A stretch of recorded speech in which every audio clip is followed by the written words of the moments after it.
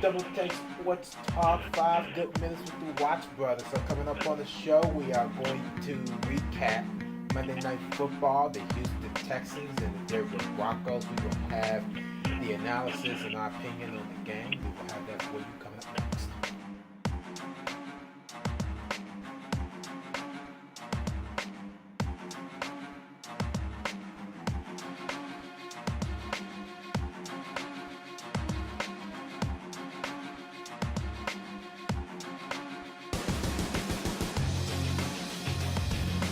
All right, ladies and gentlemen, Double Take Sports Talk. 5 good minutes with the Watch Brothers. Welcome to the show. Here we are again, wrapping up week 7. Darren Watts here on the opposite side of the neighborhood. Say hello to Darren Watts today.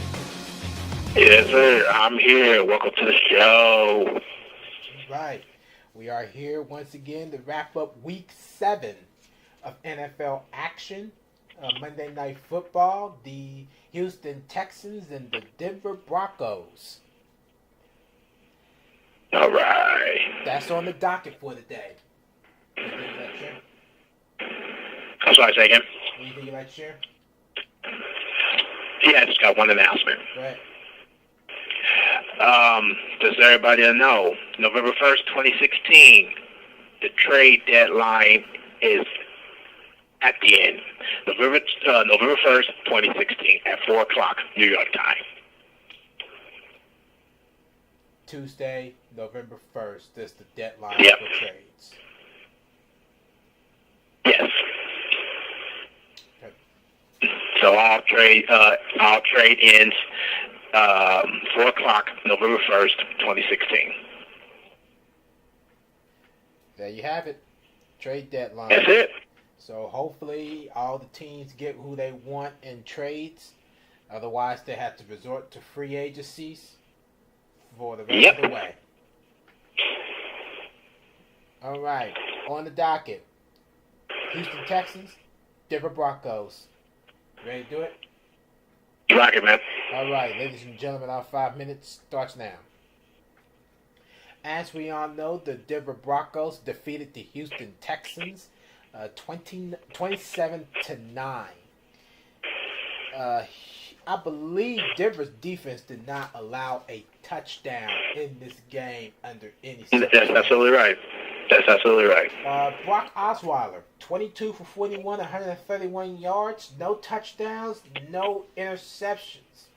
Got 1 sack on the night for no yardage loss on the night with a rating of 60.1. This is a quarterback rating of 60.1. Trevor Siemian, 14 for 25, 157 yards, 1 touchdown, no interceptions. The Denver Broncos offensive line did a terrific job of protecting the quarterback, Trevor Siemian, and specifically. No sacks in this game. The Houston rushing, Alfred Blue, 11 carries, 63 yards, no touchdowns. Lamar Miller, 11 carries for 61 yards, no touchdowns. Denver's rushing, C.J. Anderson, 16 carries for 107 yards and 1 touchdown. Again, we always emphasize the ability to run the football to create play action for a better flow of offense. Devontae Booker, 17 carries, 83 yards, 1 touchdown. On the Houston end of receiving, DeAndre Hopkins, 5 receptions, 36 yards, no touchdowns. Denver's receiving end, Emmanuel Sanders, 4 receptions, 86 yards, no touchdowns. Demaryius Thomas, 6 receptions, 40 yards, and 1 touchdown. See what else we got here. Yeah, Denver's defense was just phenomenal tonight. They gave up 3 punts. Houston punted the ball twice. No, I'm sorry. What am I looking at? These are. No, you're right. That's all right. Here we go. Sorry. Houston punted the ball 5 times. Shane Leacher, 5 punts, 242 yards. Only 1 inside the 20. Riley Dixon for Denver, 6 punts, 255 yards. 2 inside the 20. That being said, before we go into the nitty gritty of how we feel about this game, as of in the standings, the AFC West, Denver just tied Oakland, and Oakland carries the tie with a 5-2 record. I am impressed with Oakland right now. I'm very. Oh yeah, oh my, I'm very impressed with them. So they tied Oakland with a 5-2 record, and for Houston in the AFC South, they still hold on to that first place lead with a 4-3 record. The Indianapolis Colts trailed them with a 3-4 record with their win against the Tennessee Titans, which put them down also to 3-4. Indianapolis Colts hold that tie.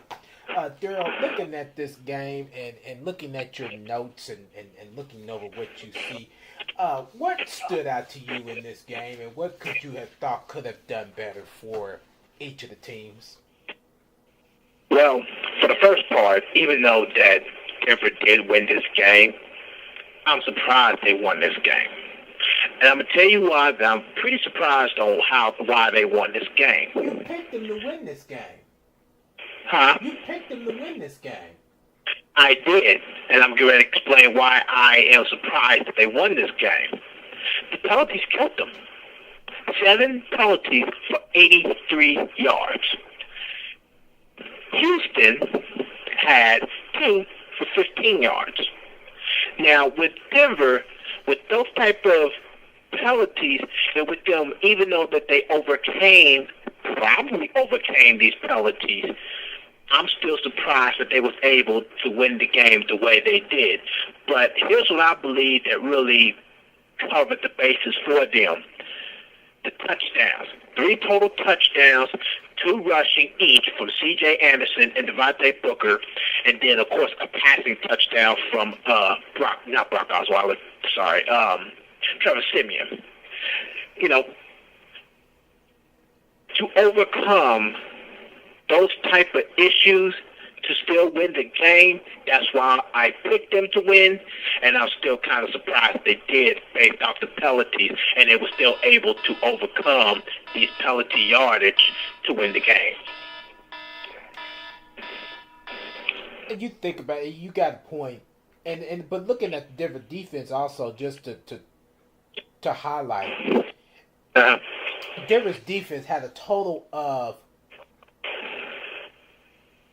38, I believe it is, yes, 38 solo tackles, 67 total tackles.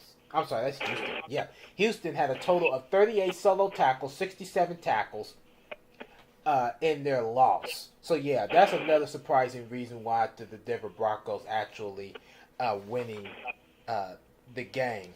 Because Denver... No, I'm sorry, that was Denver.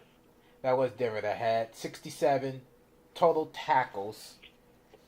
Yes, 67 total tackles and 38 solo tackles.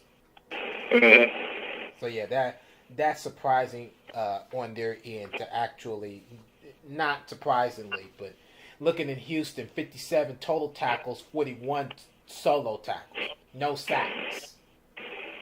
Absolutely no sacks. Same thing with Denver. No sacks. No sacks, but they were able to maintain Houston's defense to only 9 points, 3 field goals. That tells you something. That's the Denver Broncos defense we've been looking for from the defending champions based off of last year. That's the type of defense we've been looking for, and that's the type of defense I've been wanting to see. And we finally got to see that. And you know what? Let me tell you something else that's catching my attention. Third down efficiency there. The Broncos was 3 for 11. Converted only 27% of their third downs.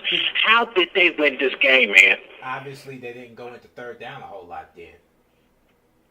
11 attempts on third down? 11 attempts on third downs, but they did not go into third downs a lot, meaning that they got first downs, they got second downs, but never really was going to third downs.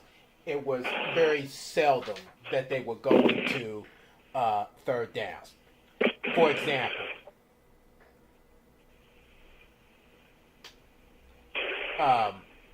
where's my example? I'm not saying it.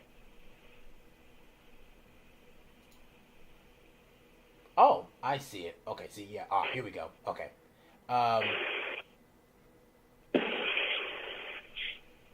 no, I'm not even going to give that example. Thing is that when you have plays of possession, first, second down, but no third down because they converted the second down into a first down. Like I said, T.J. Ward, where's the most of the first downs come from? Not T.J. Ward. C.J. Anderson, excuse me. 16 carries for 107 yards. Obviously, their first downs, I'm not seeing it on here. See, yeah, they had 19 total first downs. Yeah, they had 19 straight off the bat. Off of their 11 attempts. They only converted 3. But that's the problem. If you have 11 attempts on third down, odds are you was pretty much averaging at least good 2 or 3 third downs a quarter. That's a lot of third downs. It is. You're only converting 3 of them. You only converted 3 third downs. But look at Houston. I'm sure they were just as worse as Denver. 7 for 18. They had more attempts. They converted more on their third downs, but I'm sure it was in their own territory. But Houston had converted more third downs than Houston did, which kind of impresses me, but that still didn't get the job done for them. Yeah, that's true. But in all, you look at how they played. And how they played showed out more because they only allowed Houston 9 points. They allowed Denver 27. They allowed them 27 points. Denver's defense was not... No, I'm sorry. Houston's defense was not efficient at all, and it's very... Oh, no. But you know what, though? I want your opinion about something real quick. The time of possession. Denver's time of possession was 30 minutes and 38 seconds, and Houston's was 29 minutes and 22 seconds. What do you think about that time of possession for both sides? Good ball control. Good time of possession. Being able to time manage the game. But then again, because of that, I think there was a couple fumbles in this game. Yeah. Yes. Osweiler had 3 fumbles. He lost 1 of them. Alfred Blue had Houston a fumble. Houston had 4 of them and lost 2 of them. Right. Chris Harris Jr., no fumbles, 1 recovery. Todd Davis, no fumbles, 1 recovery. Devontae Booker, 1 fumble. None of them lost, but he recovered his own fumble. 1 fumble overall for Denver, 4 for Houston. And they lost 2 of them. And Houston lost their 2. Mm-hmm. Yeah. If they lost their 2, then how did they get 3 recovered? Oh, well. I'm not sure. No, they only recovered 2. No, Denver No, they lost 3. 2. Denver recovered 3. Oh, they must have recovered their own fumble. That's what it was. Okay, I got it. They recovered their own football. Yeah, you're right. They covered their own football. They recovered their own fumble. So, yeah, that's what that was. You can check us out on the social media side. Listen to more of our podcasts. Or follow us on Twitter at DTSD2414. Like us on Facebook, Double Take Sports Talk page at the Watch Brothers. Subscribe on YouTube and also subscribe to our podcast. Our podcast app featuring iTunes. We got the blog featuring critical thinking and analysis. You can check that out at DoubleTakeSportsTalk.blogspot.com. Well, there you have it. The Cleveland Indians, Chicago Cubs play tomorrow night. Yep. Game 1.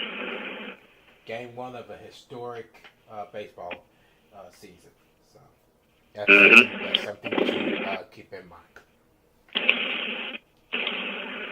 You do what now? I'm sorry, say it again. No, I'm just saying that's just something to keep in mind. Yeah, this is going to be a very interesting series. Yep, and the NBA season is back tomorrow.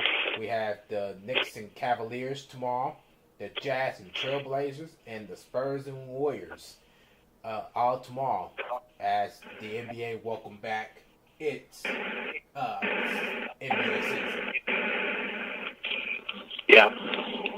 Catch all the action. You catch all the action, I believe, on TNT. Absolutely. This is going to be very interesting. The NBA season's back. A lot of things to look forward to. All right, ladies and gentlemen, that's Double Take Sports Talk. 5 good minutes with the Watts brothers. Thank you for listening to the show. Jerry Watts here. On the opposite side of the neighborhood, Gerald Watts. Yeah, all right. All right, catch up with us on another episode of Double Take Sports Talk. Until then, ciao. Ciao.